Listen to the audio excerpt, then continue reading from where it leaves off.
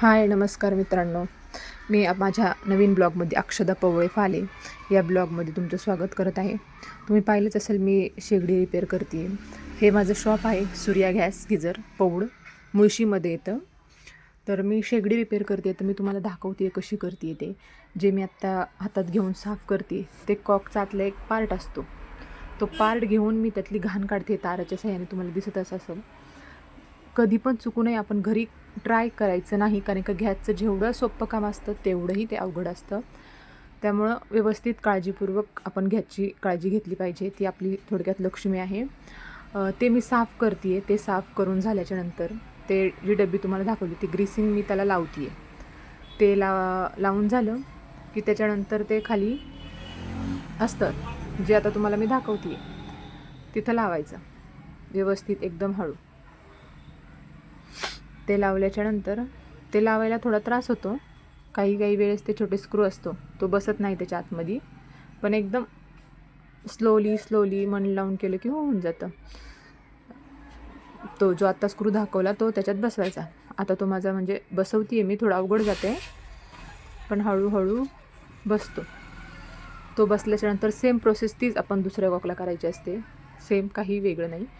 ते झाल्याच्यानंतर आपण निप्पल चेंज करायला घेणार आहोत. निप्पल म्हणजे जेनी जाळ कमी जास्त करता येतो ते आता मी तुम्हाला दाखवणार आहे. साफ केल्याच्यानंतर त्यांनी काढायचं.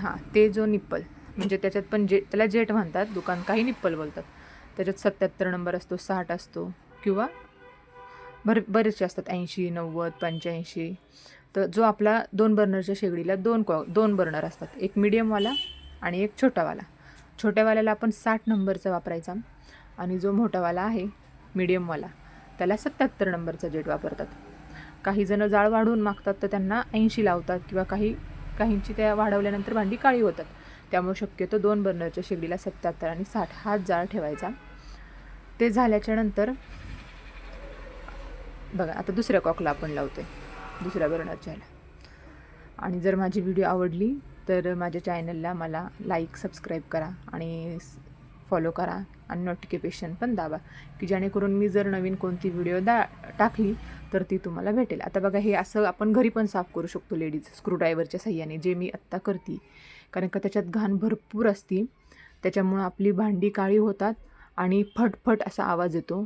कारण का ते जर आपण व्यवस्थित घरी पण करू शकतो, त्याच्यात ते करण्यासाठी दुकानात न्यायची गरज नाही.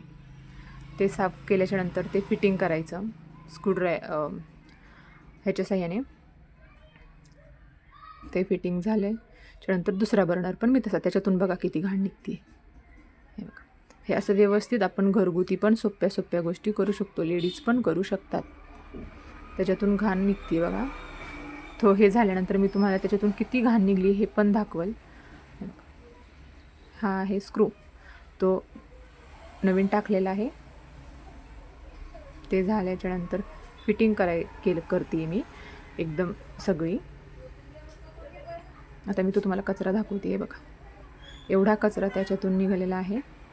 आता माझं फिटिंग करून झालेलं आहे एकदम व्यवस्थित. आता मी तुम्हाला त्या शेगडीचा जाळ दाखवते. बर्नर लावले. हा आहे इलेक्ट्रिक लाईटर. आवडलं असेल, झाली शेगडी सर्विस. आवडली असेल तर लाईक करा, सबस्क्राईब करा आणि चॅनलला फॉलो करा. आणि नवीन गोष्टी बघण्यासाठी रेडी.